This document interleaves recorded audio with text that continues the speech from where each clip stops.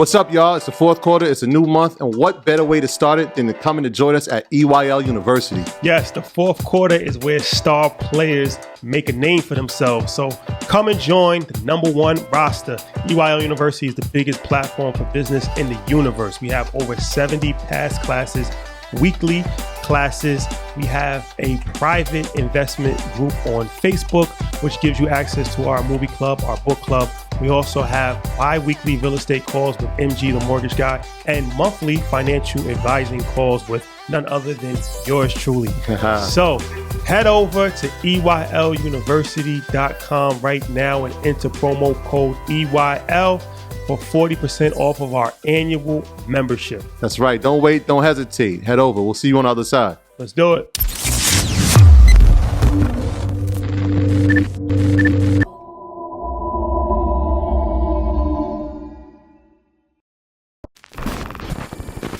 My graduates from my school being Forbes, bag drop. Bag drop. A mic drop, bag drop. Bag drop.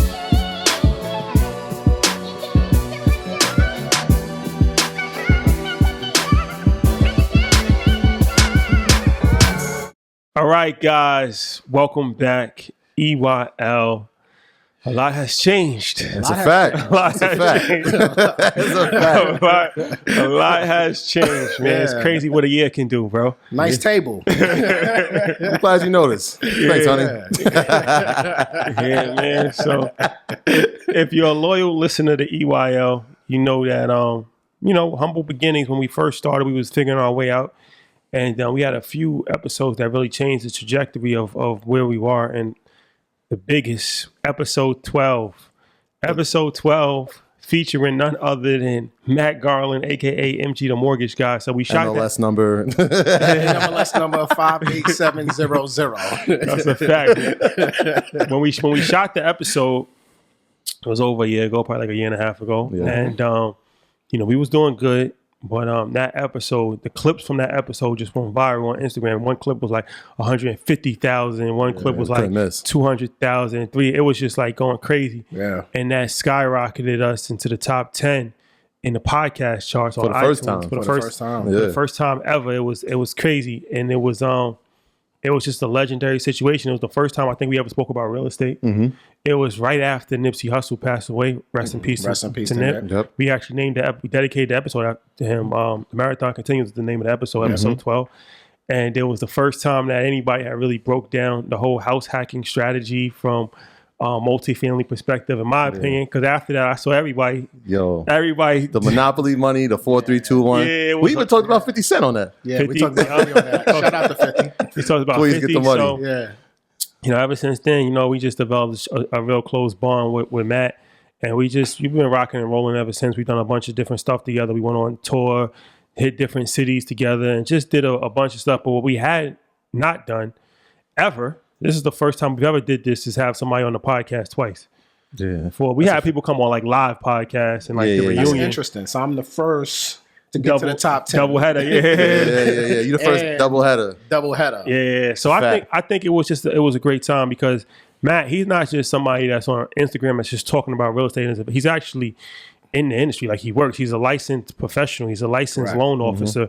He helps thousands of people get mortgages and if loans. you ever try to call him, refinance. Yeah. So I appreciate your patience.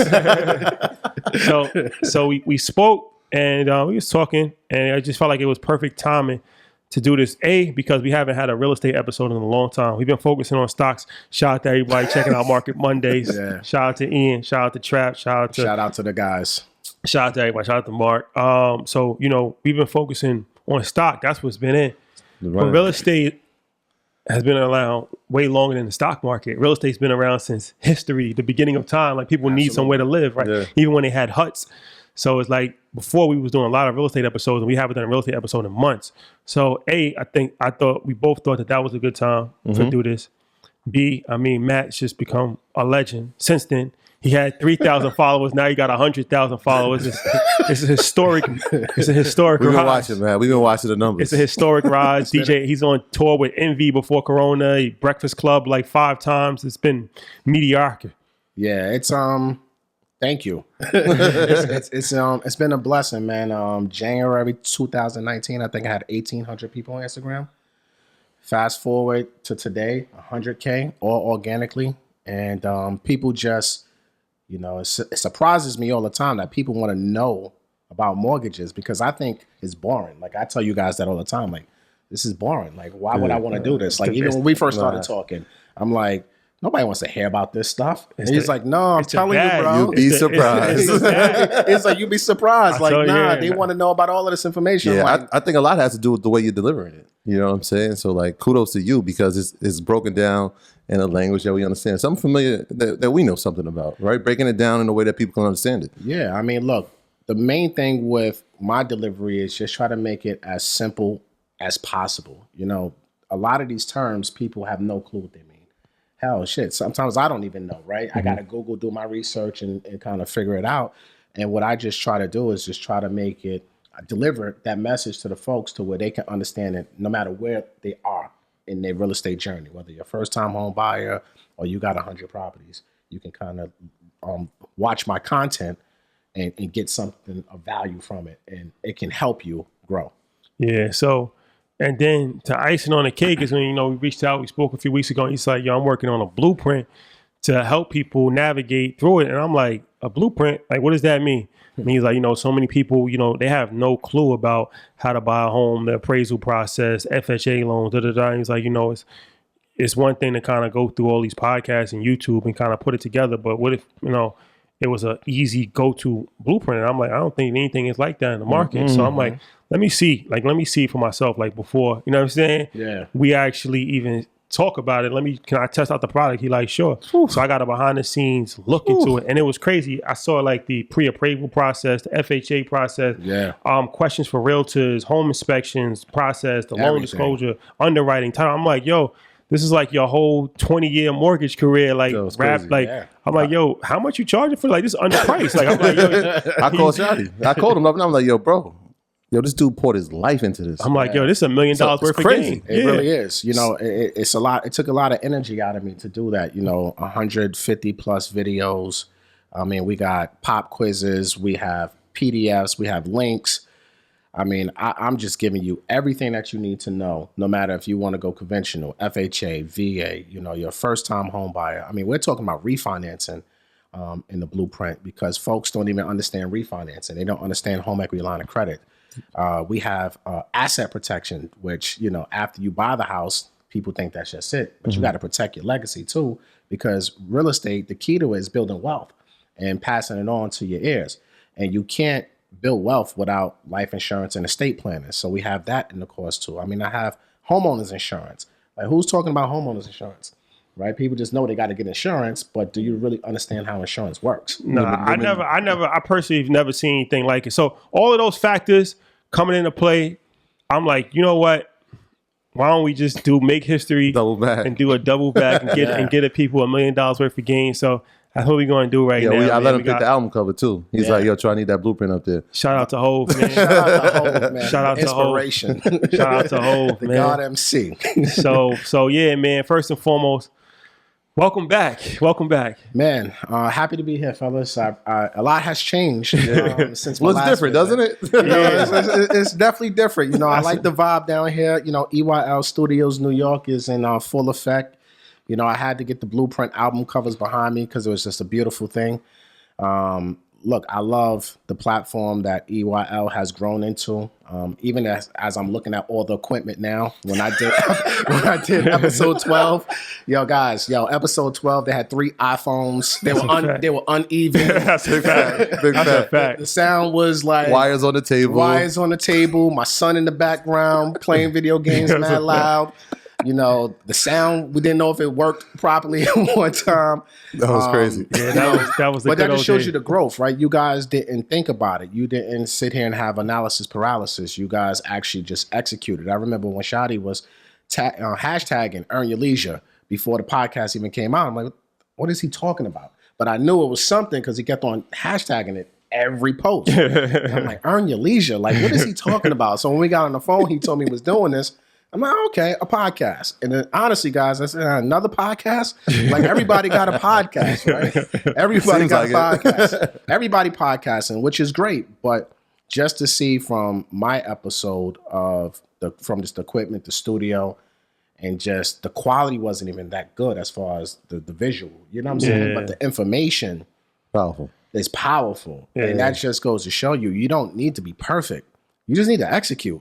You guys didn't know how to do a podcast. That's a fact. You researched, bought equipment as you went along, and it just took off. So I'm excited to be here and speak to you guys again and talk to the EYL Nation and all the earners. Shout out to the earners. EYL Nation. I like that. Yeah, we might have to coin that. EYL Nation. Sabine, I'm going to text you after this. Get the paperwork ready, Sabine. Yeah. So let's jump into it, man. I got a lot to talk about, but first and foremost, we want to talk about the state of real estate right now. The state of real estate. So it's a crazy time that we're living in. Mm-hmm. Everybody knows. Obviously, we're in the age of Corona, and I remember texting you like when Corona first hit. I'm like, yo, that's when the stock market was crashing. Yeah. And I'm like, yo, this real estate market about to crash. And he was like, nah, it's not. And I'm like, how? People losing their jobs. Stock market's crashing. People can't go to work. Like all the writings on the wall for another 2008 to happen. And you was like, nah, commercial real estate might be in trouble, but residential real estate, I'm like, all right, we'll see. Yeah. And then to this day, it hasn't crashed. It's actually gone up in most places in America. The home prices have actually gone up. It's a shortage of inventory on the marketplace. Absolutely. So where are we at right now as far as the state of real estate in the United States of America? The market is on fire for residential, and I told you this back in March. I said, nah, bro, it's not going to happen because what people and everybody was kind of saying the same thing. Like, yo, 2008 is coming back. Wait, don't buy, wait. And I said, 2008 was different. That was a credit crisis, right? This is a health crisis. Credit crisis means that banks, Wall Streeters, everybody, homeowners, investors, everybody was greedy, appraisers, everybody, right? So when the market crashed, the government was reluctant on trying to save everybody. They didn't want to bail out everybody, but they had no choice but to bail out the big names, right? So with this one, I said, nah, this is health. This has nothing to do with nobody. This is nobody's fault. And if you think about it, if you look at the real estate market going into 2020, it was already on fire. It was due for a correction at some point because what goes up must come down, right? But I said, nah, this is not going to crash. There's no way because the government is going to have to bail out everybody now. Right? From the big businesses to the everyday person.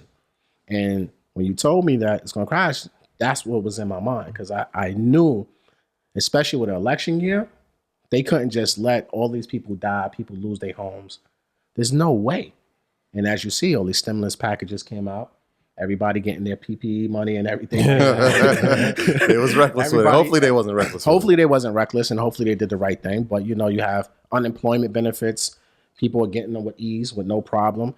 So, you got to give the administration credit for what they tried to do to help as many people as possible. And that's why I just didn't feel like the market was going to crash. But residential real estate is on fire right now all over the country. There's 30, 40 offers on one house. So if you're a seller right now, if you're thinking about selling your home to upgrade or downsize, this is the time for the sellers right now because they're going to get 20, 30% above asking price in some markets right now because it's just too hot right now. There's too many buyers out there. And with these low interest rates, with rates being in the mid 2s to low 3s, depending on your circumstance, like everybody wants to buy a house because money is cheap now, right? So it's easy to the person who couldn't afford the $500,000 house last year when rates were 3.5%, 4%. Now it's 2.5. Can you explain because the average person that maybe never bought a home might not fully appreciate because they're saying 3.5, 2.5. Yeah, it's only 1%.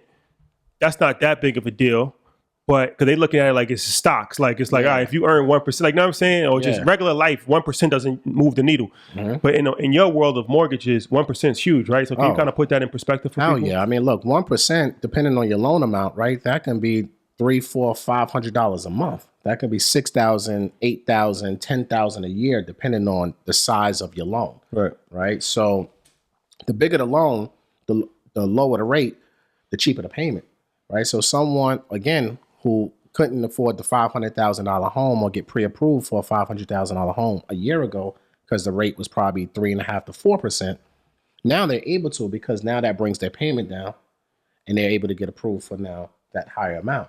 So 1% is huge in the real estate, in the mortgage world. Interest that you're going to pay over the life of the loan is also very important too. Because if you're looking at any house that you buy, let's face it, right? The way the mortgage and the banking system is set up, it's, you're going to pay interest 3 times more than what the house is actually worth. But if you're getting a cheaper interest rate, that softens the blow a little bit. And now you can focus on your debt strategy, which is repaying back your debt and trying to beat that interest trap. You know what I'm saying? Yeah. And, little things you can do to do that. You can make 1 extra payment a year and you can pay off your loan in 22 and a half years if you have a 30-year mortgage. What I tell folks all the time, take your income taxes refunds, right? And apply that every single year to your principal balance. That could bring down your debt. You can do as little as $100 a month to your principal balance, and you'll be surprised of how much interest you'll save on your mortgage, especially if you plan on living in a house the long term, the full term of 30 years. You don't want to just make your regular payment, because you're going to pay, on a $300,000-$400,000 home, you may pay back $800,000. Now, that was a gem, what you just said. And I learned that in business. I don't want that to go over people's head. When I first got into the industry, working in finance, I learned that like 1 extra payment a year on your mortgage cuts 7 years off of your mortgage. Absolutely. Or 7 to 8 years. 22 and a half years. Yeah. So that's huge. If you really think about it, it's like 1 extra payment a year. Absolutely. Can really take almost a decade off. Like basically.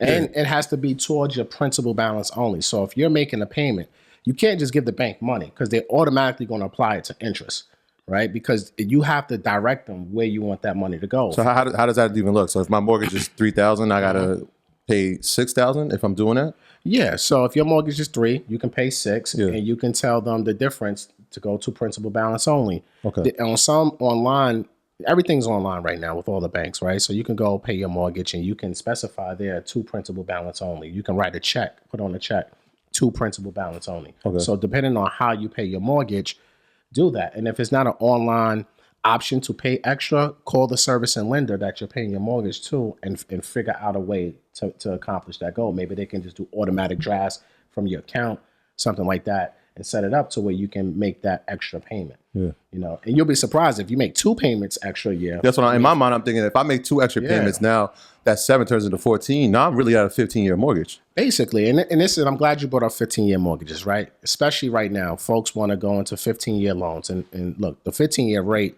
the lowest I've seen it since we've been in COVID was around 2%, which is phenomenal. Crazy, right? That's incredible.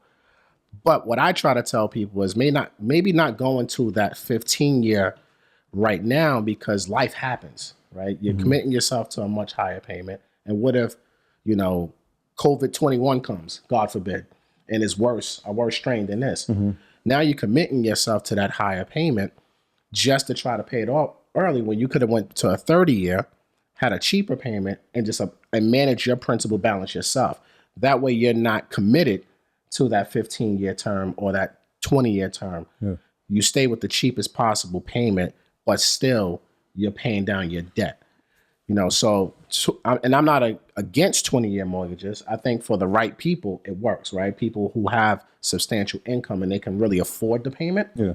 But most people are trying to pay off their loan fast, which I get, but they're now cash strapped. Right, they're becoming house rich and cash poor because they're making their payment so much higher, because they're just focusing on, I just want to get rid of it, which again, I understand, but you got to be a little bit smarter right now, because anything could happen. As we've seen, we woke up in 2020, Kobe dead, God bless, then COVID came. Like, this year has been crazy. Yeah. You know what I'm saying? So like, if this doesn't teach anybody anything, you got to have cash flow right now. You got to have liquidity, because anything can happen. So that's why I just try to tell future homeowners and current homeowners who are refinancing, if you don't have to go to the 15-year, just stay with the 20 or 30 years. So that way you can have a little bit more cash flow. Can I go back to something you said? Because when you say, I'm like, oh, how does that work? Because I've heard of corrections, obviously, in the stock market, and we know that's maybe 8 to 10% or 18%. What does that look? What does a correction look like in the real estate world? Is that interest rates go up? Like, what is a correction in the real estate world? I mean, it could be rates go up. It could be home prices depreciate. You know, it could be lenders tightening up their guidelines. You know, all of these things could be corrections in the market that can affect the buying power of Americans, right? If home prices decline like you thought it was, I mean, it sucks. But what goes up must come down at some point, right? So that's why over leveraging is not over leveraging is key. You know, and this is why I talk a lot about rehabs, rehab loans, and things of that nature, because I want first-time home buyers to think like investors. When you're buying these homes, buy them the same way that you'll see a Caesar buy them or Envy buy them or any investor that you guys are following online. Buy it the same way they're buying. You know, there's nothing special about anybody who's flipping real estate or doing anything. They just have more knowledge than you, and they know where to look and where to find these properties. You can do the same thing. The information is available. You know, there's no excuse. It's not like 10, 15 years ago when I first came into business, there was no social media. Right? You can hashtag and follow a hashtag and you'll see hundreds of people flipping houses and they're giving you all this information. So now you just got to apply it. And if you're a first time home buyer, there's so many different programs out there for you to get the rehab money to be able to now buy a home that's undervalued, put that money into it, foster appreciation. And now you have equity in that home. And God forbid the house does depreciate, you're still good, because if you lose 10% equity because the market is declining, 5% equity, you're not over leveraged, you're not upside down. So I try to promote, don't buy retail if you don't have to, but I understand you have to, in some cases, buy retail because of school districts, family needs, things of that nature, and you don't have a choice, but still try to buy the ugliest house in the best neighborhood. So let me ask you this, because you know, obviously you said that it's a seller's market. Absolutely. But interest rates are extremely low right now, so that would say it would be better. It's good for the buyer. So to get a loan, but Okay. it's great for the seller because they're going to have multiple offers on their home. Okay, so for people that's looking to maybe purchase a home, is this a good time to, or should, because like, all right, the average, like let's say somebody hasn't bought a home yet and they looking at it like, all right, I got some money saved and low interest rates. This is a good time for me to buy a home. But if it's a seller's market, should they be looking to buy a home or should they just be waiting for it to be a buyer's market again? Good question, right? So this is what I tell everybody. If you have financial security, if you have down payment, closing costs, and reserves, and you have the knowledge and your mindset is right and everything is where it needs to go, you have your team. And if your goal in 2020 prior to COVID was to purchase, then I personally believe you should still purchase, right? Because the money is dirt cheap. Now, on the flip side, should you wait till the quote unquote buyer's market come and the homes depreciate? When the hell is that going to be? No one has a crystal ball. That could come 5 years from now. And then the rates could be 7% then.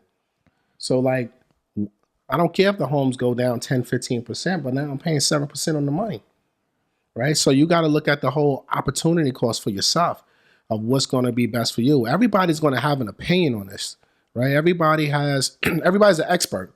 Everybody's an economist. You know what I'm saying? Like everybody knows when the crash is going to happen. People are saying, oh, the foreclosure wave is going to happen next year. How do you know that? How do you know that? No one knows.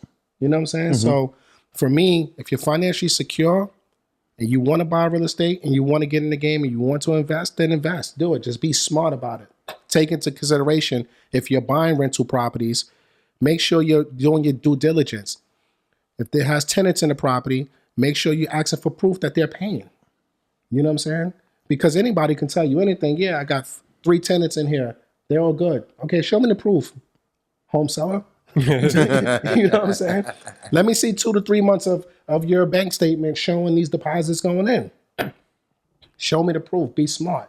And that's what it's all about, doing your due diligence and applying that information and going out there and executing at a high level and being a CEO of your real estate business. Even if it's your first home, it doesn't matter. You still got to be a CEO. You can't be out here emotional. And I think I said that on the last episode too.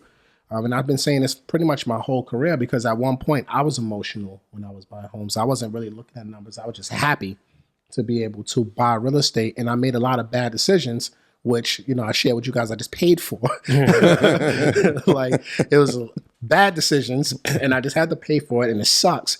But these were lessons. And this is why my message. And I try to educate everybody to tell them, like, look, you just got to do the numbers and don't be scared. Just be sharp and understand what you're doing.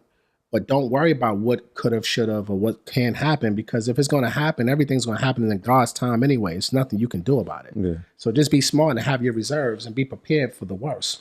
You know what Ian said? You need five years of reserves. 5 years, 60 months. And it's like, you know what I'm saying? Yeah. So like, many people ain't in that position to have 5 years, but if you lose using your last dollar to buy real estate, then you're playing yourself. You're really playing yourself. You should not be house rich and cash poor. Like, you have to do your due diligence. So, What's up, earners? When it comes to beard, hair, and face care, grooming products, Scotch Porter is the real deal, helping men with grooming issues they face daily. Itchiness, dryness, shedding when it comes to your beard and hair and blemishes, bacteria and clogged pores when it comes to your face. I mean, let's keep it real. Who doesn't want a soft, thick, growing beard? Scotch Porter is non-toxic, better for you products include ingredients such as kale, protein, white willow bark, biotin, and pomegranate enzymes to cleanse, condition, moisturize, and promote your growth. Need some new grooming products to get your fall routine into swing? For a limited time, take $15 off your order over $45, excluding accessories. Visit scotchporter.com and use the code EYL15 at checkout. Make sure you tell them that the good folks at EYL sent you. Yeah, one of the other things you said on episode 12 was that the equity in your home is monopoly money. Correct. And I feel like maybe thousands of people must have heard that, right? Because the refi rates have been low, and thousands of Americans been doing it, right? So what has that been like for your business during Corona? Well, it is a pandemic. Some people call it a pandemic or a plandemic. I'm calling it a pandemic because right now, if you're in the real estate industry, God bless you. You're having record-breaking years all across the board in the industry, from the appraisers to the realtors to even the loan processors and loan assistants. They're leveling up their bag because there's so much volume that companies need to hire. And now, look, I ain't going to tell all my business, but I had to pay some people some money that I never thought I would have to pay them to come work for me, right? Because you need talent right now because there's so much volume coming in. It's not enough bodies in the real estate industry to handle the amount of people who want to do a refinance right now or buy a house. It's absolutely incredible. So what it's done for my business is blowing up. It's a great thing. I love it, but it's also overwhelming. It's stressful. Like you're dealing with people's lives. And that's never an easy thing when you're trying to help someone either save money on their mortgage, pull money out to go buy other real estate, then helping them do those transactions. So, it's late night, early mornings, lack of sleep, lack of time spending at home with the fam and everything like that. Yeah. It's a lot right now. So a lot of things being sacrificed. And it's for the greater good, obviously, but it's a lot, man. So, you making money, but it's also a lot of responsibility that comes with it because you're trying to service so many people.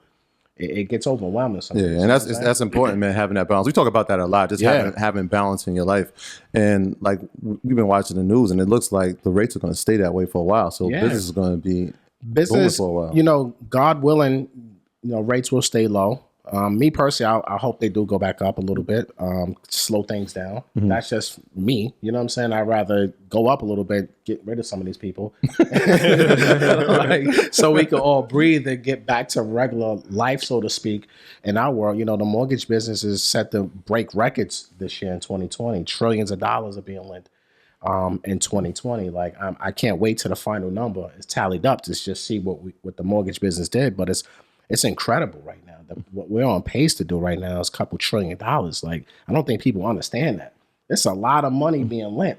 And people think COVID and quarantine slowed things or stopped anything. It didn't stop anything. I mean, it slowed certain components down, like appraisals, getting title reports and things of that nature, but it didn't slow nothing down. People are buying homes. And that's why I tell folks all the time, if you're looking to buy. What are you waiting for? Go ahead, because your opportunity may not be there. Yeah. So let me ask you this: as far as this is a business show, So a lot of people that I listen to Earn Your Leisure is are entrepreneurs or aspiring entrepreneurs. One of the hardest things for entrepreneurs, business people, 1099 contractors, things of that nature, is to buy a home, because it's like a lot of times one of the benefits of being a business owner is that you get to write off a lot. Absolutely. But the problem with that when it comes to getting a mortgage is that you don't show enough income. So now it's like, you're in a tough spot because, you might have made $200,000, but you only paying taxes on $20,000. God bless America. Things like that. Or $750. Yeah, on 180 million. yeah. 750 on 180. 750. Beautiful world we live in. So, but it's like it's hard to get a mortgage. But you was actually enlightening me. Like, there's different programs for business owners, like especially like bank statement loans, things of that nature. Absolutely. So, because we haven't really covered that. Can you talk about that? Yeah, so you have loans out there that fall into that non-QM category, non-qualified mortgage. It basically means Fannie Mae or Freddie Mac, who buys conventional loans from banks, right? They won't purchase this type of loan. But there's private lenders out there that will fund bank statement loans, whereas you can put as little as 10% down. You can borrow up to $4 million with this type of loan, and we're using the deposits as your income for your business. So you can use either 12 months or 24 months of those deposits in your business bank account, and that can be used to qualify you for your loan. So there's no tax returns, there's no W-2s, obviously, because you're self-employed. Right. We're not looking at any of that stuff. We just need to see 12 months of your business bank statements, and we use that for your income to qualify. And you can put down as little as 10% with these loans. How's the interest rates? Oh yeah, the rich interest rates, you're gonna pay for it. Like you're gonna pay for it. Like you're gonna talk probably like in right now 6 to 8% range, depending on the lender. You know what I'm saying? And when you talking 6, you're probably gonna have to be more 30%, 35% down. High credit. Minimum credit score for this program is 660. But you want to get that lower rate, you're gonna have to probably be in the high 7s. With a larger down payment. But if you're talking 10% down, jumbo bank statement loan, you're probably going to get clobbered for like 7.5%. Can you refinance later? Absolutely. You can always refinance, right? And here's another gem. If you use the bank statement program and you get into, let's just say your rate is 7%, right? File your taxes, and your business has been in business for 5 years, like legally in business, right? Like you have your filing receipt in this document. Freddie Mac has a program where you can use 1 year tax returns as a business owner, right? So now this is a conventional loan. So you can refinance into the conventional loan. Just file your taxes the right way. Show the income now. Pay the tax man what you owe them, or get into a payment arrangement so that way you have a monthly payment on your tax bill that's outstanding. We include that tax payment into your debt to income ratio, and now you can use 1 year of your tax returns, and those negative tax returns, we don't even have to look at it. So you can just use the 1 year and then refinance into a conventional loan after you do the bank statement loan. How long you have to stay in the property?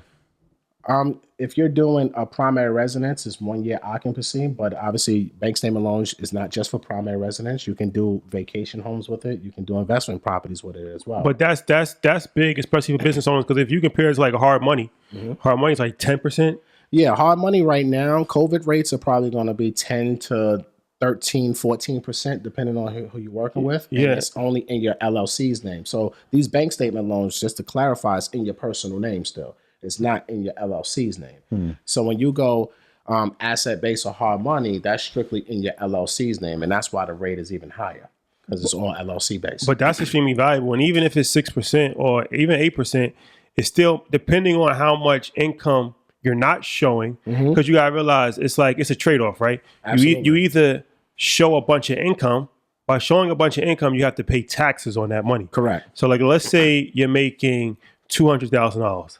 And you're showing 20,000. In order to qualify, you need to show 100,000. So now you got to show $80,000 more. Correct. So now you could potentially be paying 30,000 more in taxes. So even if you're paying twice as much or even 3 times as much on the interest rate, it might not equal that, at least up front.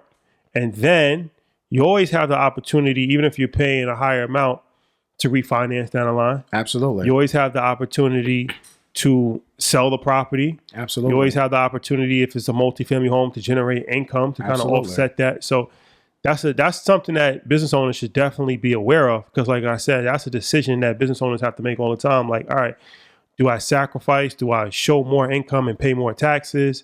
Or do I just rent an apartment forever because I don't have enough money to just buy a home in cash? It's something that, you know, if you don't own a business, it's not a big deal. But not just business owners, but also, like I said, 1099, Absolutely. contractors. Independent contractors are considered self-employed in the mortgage world because you're not having any taxes taken out of your checks.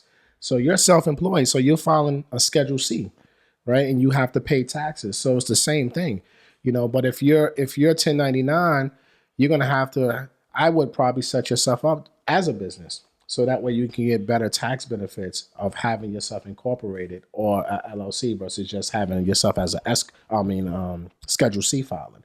But, you know, like you said, pick your poison, right? You want to pay $750, like, you know, Optional. or you want to go buy real estate.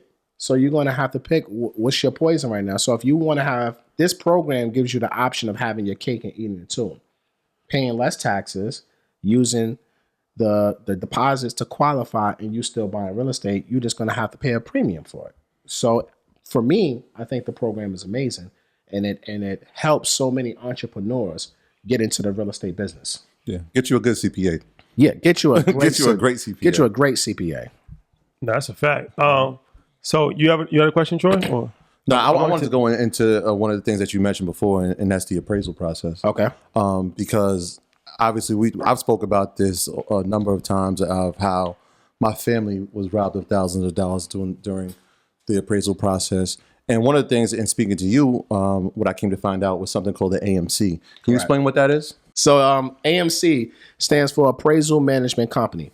So when the market crashed, the government said it was the bank's fault and the appraisers. So they took the control away from the banks and the brokers, the mortgage brokers. They took the appraisal control away from us, that process away from us, right? We can't have direct contact with an appraiser. So when we do a deal, we go through the appraisal management company. The appraisal management company now picks from a round robin of appraisers that's approved with whatever lender they're working with. And then they're the ones who have the communication with the appraiser. They set up the order with them. You got to contact this person, whatever, right? In my mind, I'm thinking the government did this because it was like, if I was an appraiser, I know you worked at the bank, you telling me like, yo, just give them a good rate so we can make money on the deal. Is that why? It was kind of like this. Right? Let me tell you how it went. Let me tell you how the story Let went. me tell you how it went in the Wild Cowboy days. It would say, yo, Giovanni, I need this deal to go to $800,000. I know it's probably only worth $7,000, but what can you do? We can pay you extra. And Giovanni will come back with an appraisal report of $800,000. And there was no systems in place back then and no technology like we have now, where underwriters were really vetting that appraisal. They would just close on it, right? They would take their word. So the market was being inflated. And what they're saying is true. You know, let's call a spade a spade. We had too much contact, right? If you're an appraiser and you know I'm sending you a lot of business, look, if I need you to make this happen, make it happen. And they would, because there was really no regulation behind it. Now with the appraisal management company, that's out of the window. You can't even talk to the appraiser. It's illegal for us loan officers to talk to appraisers now.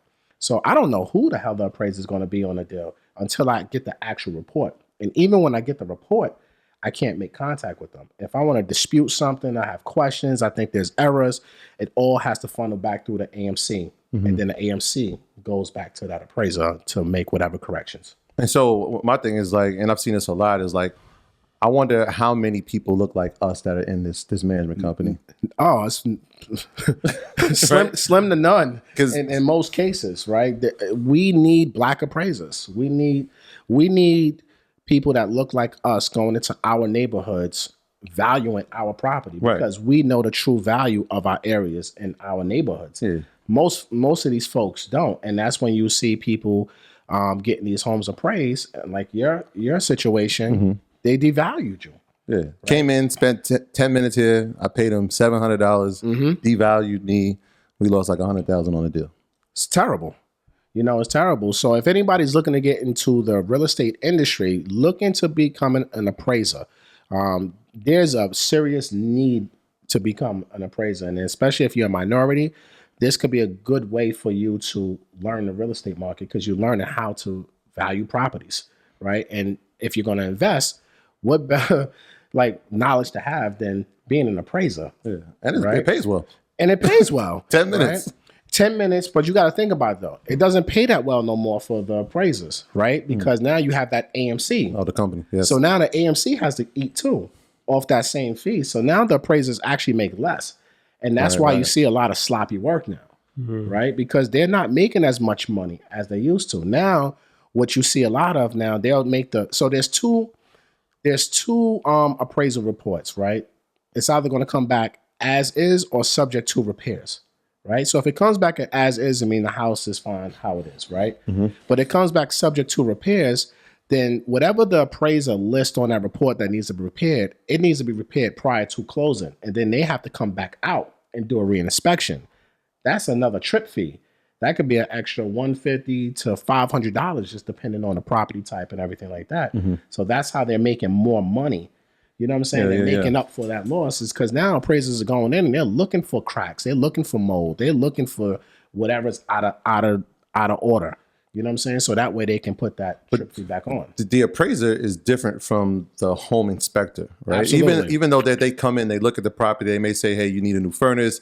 Hey, that bathroom needs new plumbing. That's different from the home inspection, correct? Absolutely. Home inspection, the home inspector is coming in to look at the house and they're going to see about the mechanics of the house to make sure the roof, the boiler, the heat, the plumbing, electrical, everything is where it needs to be and what they feel like needs repairs and what's the cost to cure those repairs, right? And then they're going to give you probably a 30 to 50 page report with all this information in there. Right, telling you this is wrong, this is wrong, this is wrong. So the home inspector is going to be thorough, right? They're not spending 10 minutes.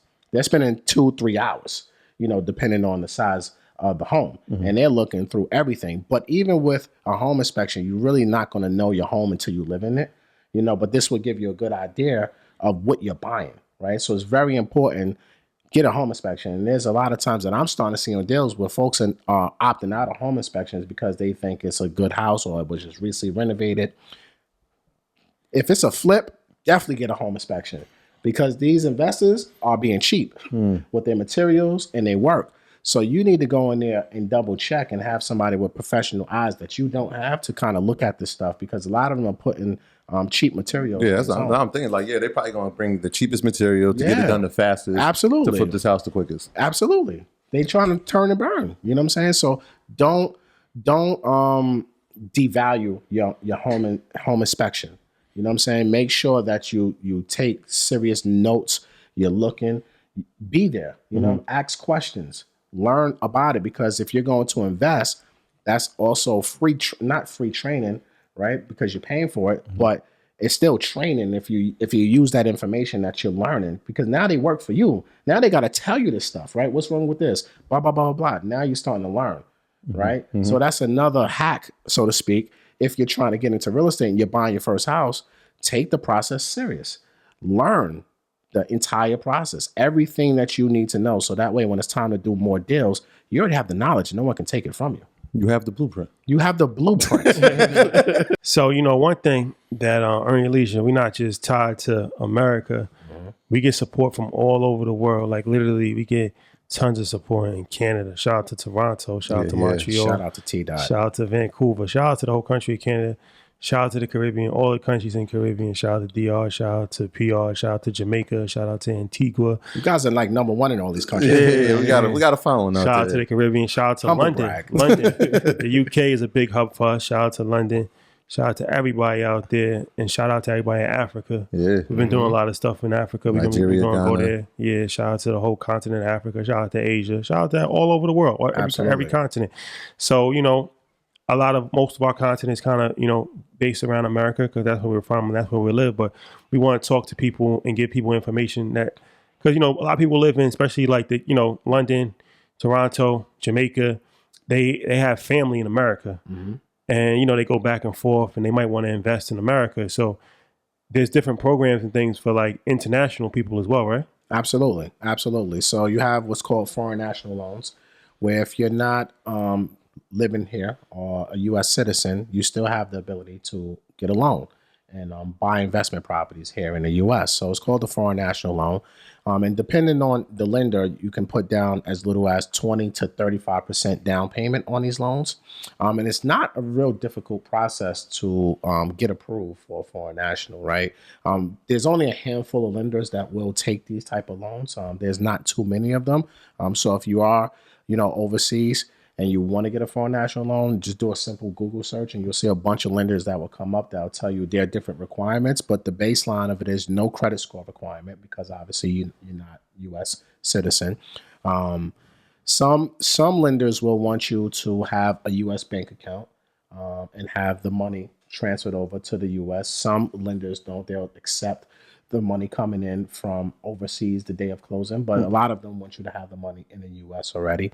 So check with the lender for their particular guidelines on what they require.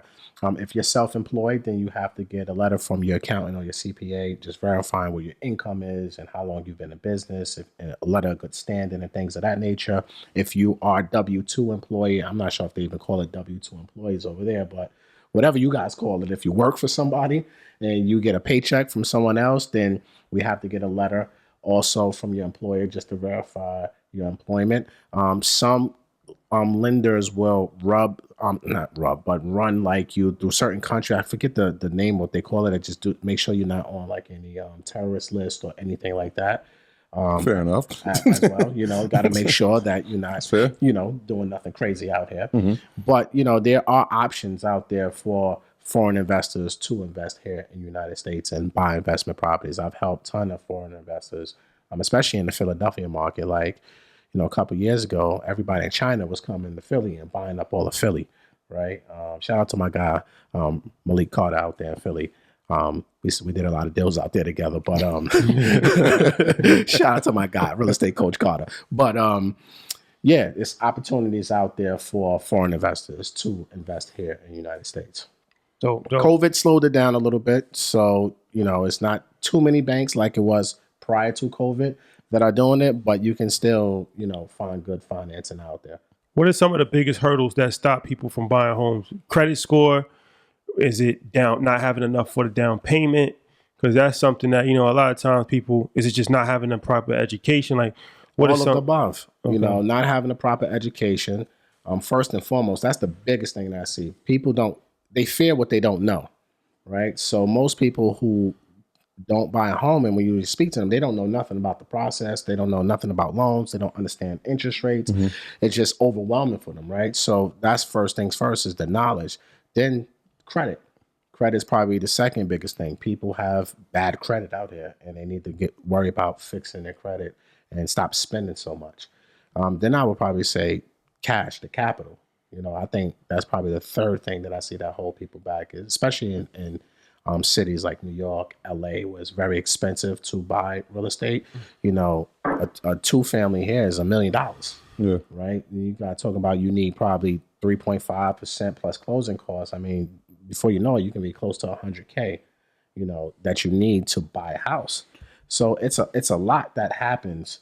It's a lot that stops home buyers, but these are the things that I see the top three that stop them: lack of education, credit, and capital. Yeah, I like what you said. We don't know what we don't know, right? And part of that is the questioning. So like when we're getting into this process, what are some things when we're trying to find the right loan officer or the right commercial bank or investment bank? What are the questions that we should be asking before we take that step?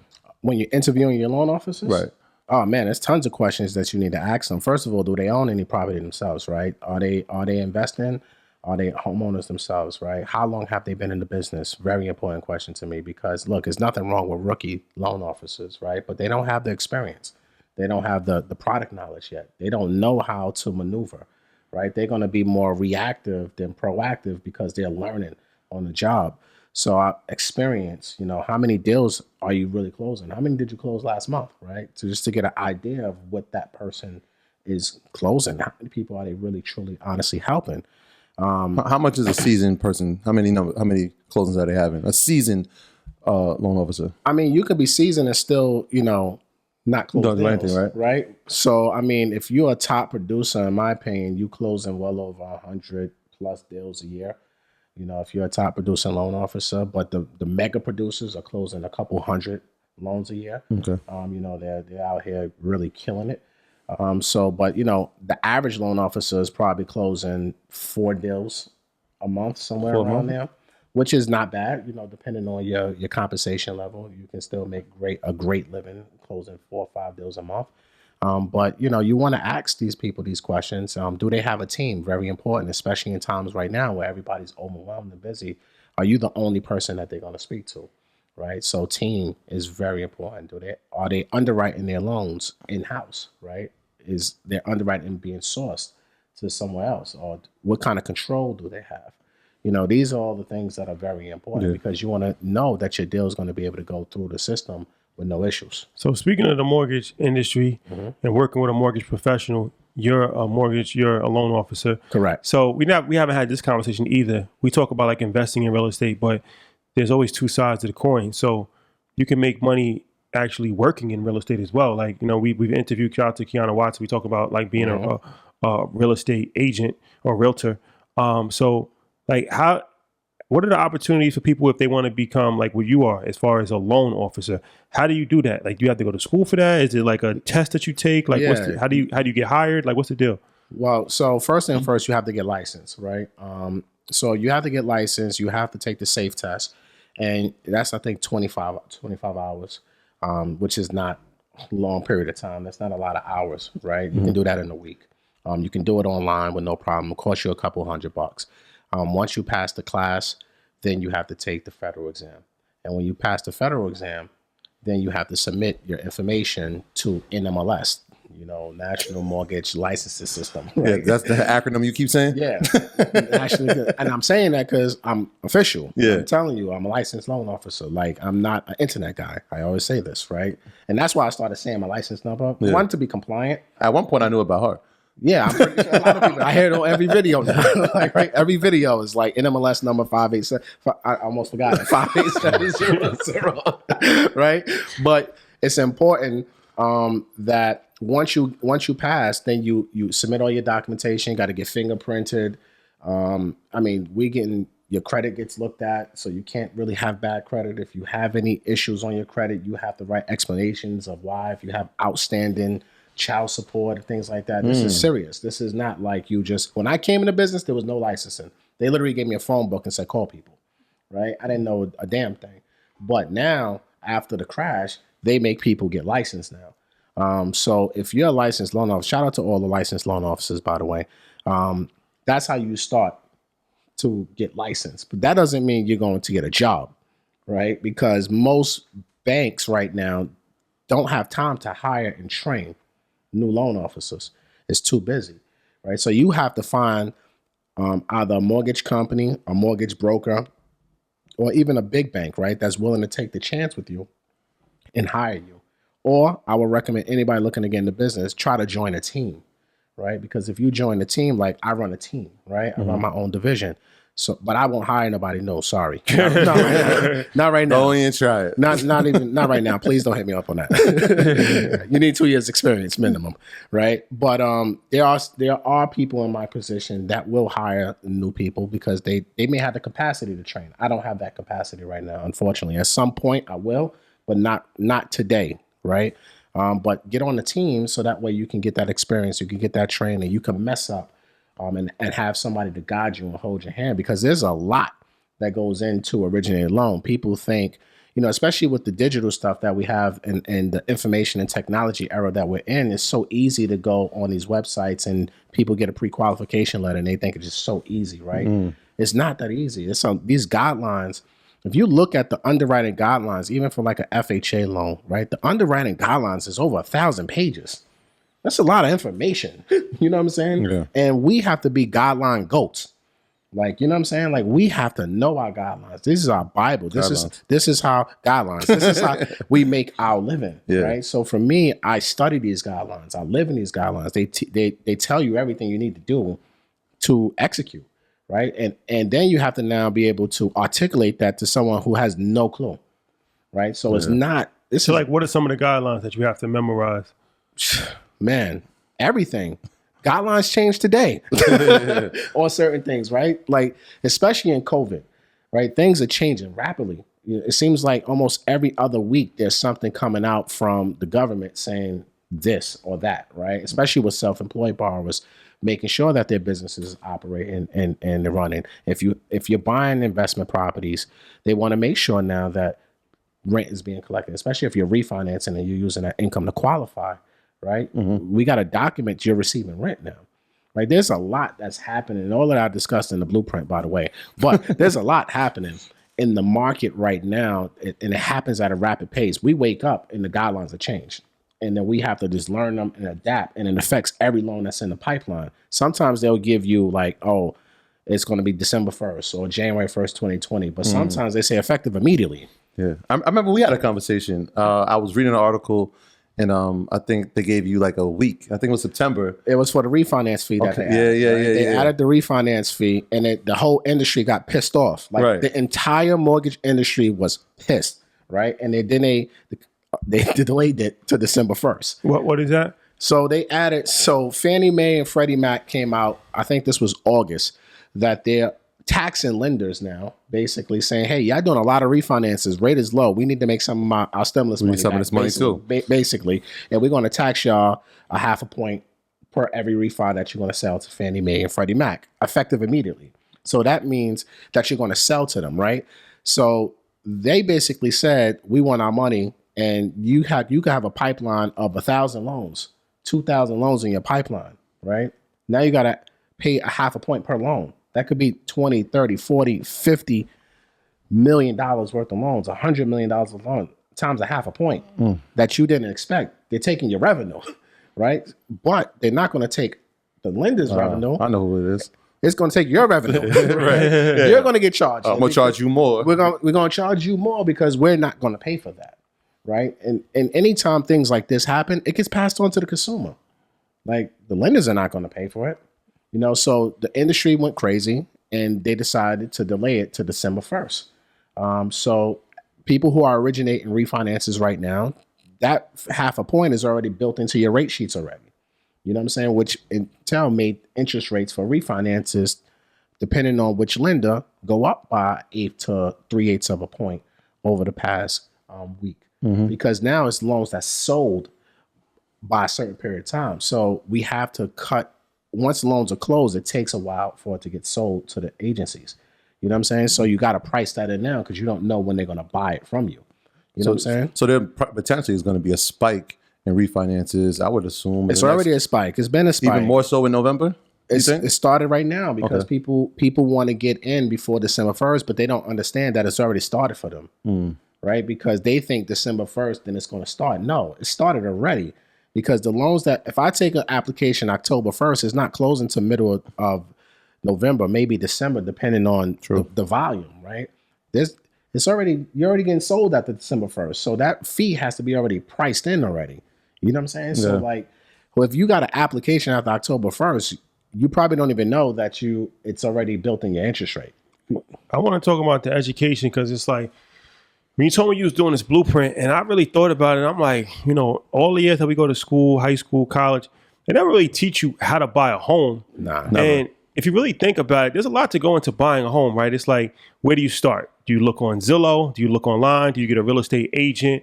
How do you know which mortgage? Because it's not like it's just one kind of mortgage. It's like a VA loan, there's FHA loans, there's jumbo mortgage loans, or we talked about bank statement loans, foreign national loans. Conventional loans. USDA loans. Yeah, how you know if you're not getting ripped off, right? How you know if you're not getting the best interest rate? How do you know if you're not working with the best professional? If you're doing a rehab project, how does that work? Like, and it's like, and that's my whole thing with education is like, to me, that's the greatest investment. So it's like, yeah, you kind of, sometimes you pay for convenience, right? Because it's like, if you're a single mom, you got 3 kids, and you making a nice amount of money, you can buy a home, but the money's not really the issue. It's the time that's the issue. Absolutely. Right? Or if you're a dad and you're working 2 jobs, you're making enough money, but you don't have time. You don't have time to scour YouTube for 37 hours to try to put different pieces together. So when you told me that you was doing a blueprint, I'm like, that's crazy, because I've never heard of anybody putting together like a curriculum for home buyers. Like, but to me, that makes perfect sense. Because like I said, we don't learn how to buy a home in school. Like, you literally have to figure it out. And especially, you might not have had parents that owned home. Absolutely. So it's like, what was your inspiration in developing that curriculum? Honestly, the people, right? You know, all the followers, man, people who reach out to me, you know, every single day asking questions that I think they should know already. You know what I'm saying? And when you really hear, you know, folks asking the same questions just in a different language, it's like, okay, you know, there's Google and YouTube University, right? And they're not taking the time to Google or go to YouTube University. And if they are, it's so much information that they don't know what to believe because it's all contradicting itself, right? So with me, well, I would say this too. Folks been asking me to write a book for first-time home buyers.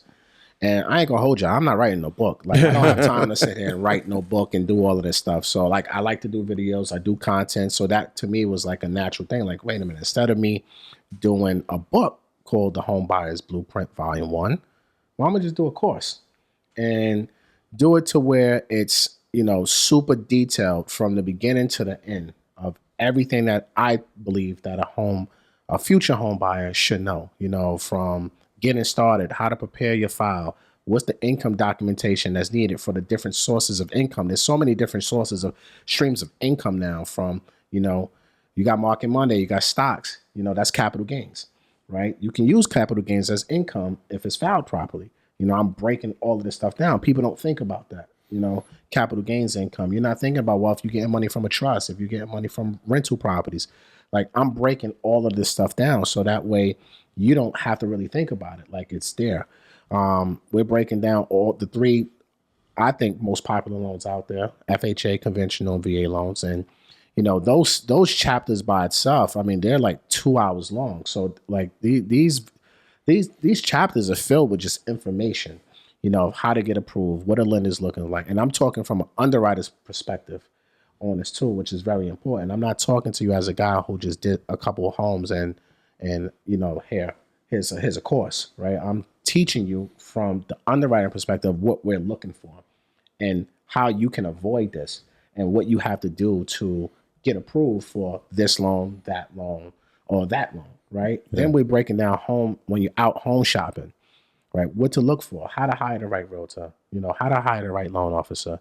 What's the difference between pre-quals, pre-approvals, discount points, which people don't really understand. How do you determine if you're getting a good deal or not?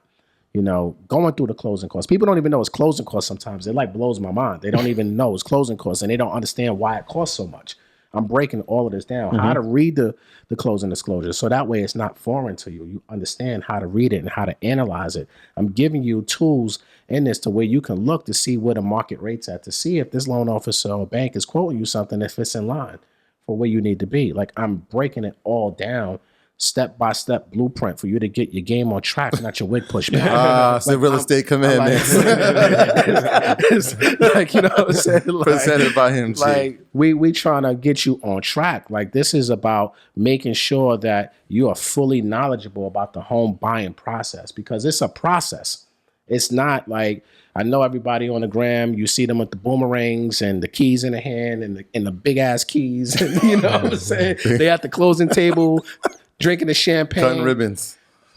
Shimmy. They shimmy in. Like, no disrespect. No disrespect. We love it all. Because you work hard to do that. You know what I'm saying? Like, the shimmy? No, hell yeah. They work hard to do the shimmy. You know, do your shimmy, do your boomerang, celebrate your success as you should, right? Absolutely. The professional, the homeowners, the sellers, celebrate it. But for me, I'm like, yo, there's a lot that went on to get you there. What happened?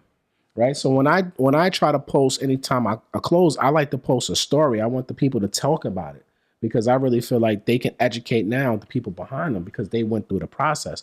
So the blueprint is giving you, again, step-by-step booklet for you to get your game on track, not your wig pushed back. Get it apply the knowledge. It's 12 hours, 150 videos. It's a lot of information. There's pop quizzes in there. This is for not just for the first time home buyer. I want to say this too. This is for the new real estate agent. This is for the new loan officer. You guys are getting newly licensed, but you're learning the laws. The licenses are based off of laws. It's not based off of product knowledge. It's not based off of that information. You have to learn that on your own. And as a newbie, it's kind of like overwhelming at first. It's like, what the hell does all of this mean? What am I doing? You know what I'm saying? So if you want to get into the business, this is a good step for you, a good training manual for you, so you can understand how these products work, especially for the realtors. There's a lot of, like New York, I think probably has 30,000 licensed realtors. Who knows, right? 85% of them have no clue about the mortgage process. They have no clue about mortgage loans. They're so uneducated when it comes to this stuff. They can't have conversations with their clients to educate them more. You know, the great realtors understand products. Like, shout out to Kiana. You mentioned her earlier. Amazing agent. She understands loan products, right? We have conversations about loans. She understands guidelines. Those are the realtors who are the most successful, who can put the deals together, right? And from the mortgage to now to the closing table and make sure you get a seamless transaction. So this blueprint is just not for the first time home buyer. It's for the up and coming real estate professional who want to learn this business. Yeah, and even when I looked through it, man, as a homeowner, I just learned things. I was like, even from the appraisal contingencies and sales concessions and refinancing, I was just like, damn. There's so much I didn't know in myself, and I have a home. Absolutely. And I went through this process myself and learned. And so, I mean, kudos to you for that, man. It's like you poured 20 years of your life and you duplicated yourself and gave it to the people. Yeah, it's like, look, here you go. Invest in yourself, right? You want to buy a house? This can save you tens of thousands of dollars in closing costs and or unnecessary fees if you retain this information the proper way, right? And if you utilize it, quite frankly, I'm teaching. You said refinancing. Folks don't know about refinancing, right? That's an important part. You got to know how to refinance. People just think, oh, I'm gonna just go to the bank who has my loan. Okay, great. But what's the process? What's your strategy behind it? And this is kind of why I included refinancing and home equity line of credits into the blueprint, so that way folks understand how these products work after you buy the house. If you want to restructure your debt, because refinance is all just restructuring of your debt, but you need to know how to restructure it. And so that way you understand if the timing is right. Okay, I already have all my ducks in a row. Here, Linda, close me. Yeah. You know what I'm saying? Nah, it's crazy. Like Troy said, like, you never really realize how much information until you actually look through something. So when I was looking through it, I'm like, yeah, that's a lot of information. And it's like, yeah, I mean, God bless you if you know all of it yourself or you can figure it out. Yeah. But me, I always invest in my education. That was the first thing I did when I was 17 years old. Like my first real purchase wasn't a car. I didn't have a car until I was an adult, really. Robert Kiyosaki. I not only brought the book, Rich Dad, Poor Dad, I brought the course, like the CD. That's when courses was the CDs. CDs. It was CDs. And I mean, I never really regretted that. I forgot how much I paid, $200, something like that. At the time, I was 17 years old. And I realized the importance of investing in my education back then. And actually, it was funny because I was in prep school. So I was in school when I brought it. But I knew that self-education, as Mickey Fax would say, self-education makes you a fortune. Formal education can make you a portion, but self-education can make you a fortune. What a bar. That's a fact. Big fact from Mickey Fax. What a bar. Shout out to Mickey, man. Shout out to Mickey Fax with that bar. That's my guy, man. So man, I salute you on putting that together, man. I know that was a lot of work, a lot of long hours. So yeah, also I know you're doing something special, right? Absolutely, man. So look, I love EYL. I love everything about the platform. And you guys played a major role in my popularity on social media and people, finding out who I am and learning the mortgage business and being able to help people execute on their real estate transactions. So I'm dropping the home buyer's blueprint right now. Right? Like right now. Surprise. Right? Surprise. It's being dropped right now. So the regular price on this is $700, guys, right? But for all you guys, all the earners, for all the EYL nation out there, all right, we're going to do 50% off, okay? 50% off of the $700, which is $349. I'm going to do it for the first 500 people, all right? So if you go to my Instagram page, MG the Mortgage Guy, you can click the link in my bio right now. The link is there for you to purchase. Again, it's $700, 50% off. For the first 500 people, Shout out to EYL. Yo, that's honorable, bro. EYL Appreciate Nation. Look, and I know we're gonna have people in the comments, so I'm gonna address this now. Yes, you can probably find a lot of this information for free, right? Yes, you can go to Google, you can go to YouTube University, blah blah blah. Great, do that if you want to, right? But this again is a step-by-step blueprint for you to get your game on track, not your wig pushed back. There's nothing in the market that's comparable to this. You can't go to YouTube and find 150 videos that's going to lay out the entire process for you. And it's coming from a credible, licensed professional that does this every single day and closes hundreds of loans a year, right? I'm giving you the game. These YouTube videos, this Google can't teach you what I'm teaching you. And for you to be able to understand and be able to apply it. So, like you go to college, a lot of stuff you can learn without going to college, but a lot of you pay 30, 40, 50, 100 grand. Trust me, because I see your credit reports. The crazy thing is I never understood that. Like, you know, it's like you pay $50,000 to go to a liberal arts school to major in history. Yeah. To put yourself in debt because you don't have the money to pay it. Absolutely. To be broke. And you don't want to invest in your education, a couple $100 to get you thousands. Yeah, and what you left out when you go to YouTube University is how do they assess what you're learning? And I think that's one of the best things about your blueprint is like there's assessments, right? You can't go on until you actually have learned from the video. You learn, you retain, you pass your assessment, now you move on, right? This is a course. This is not just videos and just YouTube type of content. This is a course. This is a lecture, right? You go to college, you'll spend all this money, but our people in our community, if it's free, it's for me, right? Like I want it because it's free, but no, you have to invest into yourself, right? I invest into myself for almost 20 years in the mortgage business. I'm constantly taking courses and classes to better myself. You know, I'm doing so much. I spend so much money on my brain, right? To feed my brain so that way I can have intelligent conversations with anyone in the room. And I know college, I'm a college dropout. It didn't teach me nothing. I wasn't interested. And I don't remember them having a home buying course or class in college, which they should, but they don't have it. You know what I'm saying? High school, they don't have it. They don't talk about any of this stuff because they don't want us to know this information. So yes, can you get probably some of this information for free on these other things? Absolutely. But ultimately, at the end of the day, nothing's going to be put together for you where you can have this for your life. And I'm going to update it. And that's another thing. I don't even think I told you guys that. I'm updating the course as guidelines change. You know what I'm saying? So guidelines change 10, 20 times next year. There's going to be new videos in this course. Added to the situation. Adding to the course. Every time something changes. I noticed volume 1 at the bottom. Yeah, then it's volume 1, right? So this is volume 1, but I'm going to it's going to continue to go because you're going to see 2021 updates, you know, FHA. Like I have sections for this already that's not going to be published now, obviously, but once it happens, because it will happen, it's going to be in the course, right? So if someone is looking to buy a year from now, they can take this course and get the updates all through the year and be in position and ready to execute because now they already know when it happened. And this is going to happen real time. If I get a guideline change today, it's going to be in the course tomorrow. You know what I'm saying? And I'm going to put out the emails to everybody. Hey, this new video was uploaded to the course. Make sure you check it out. It's very important, whatever, et cetera, et cetera. Then we got volume 2 coming out.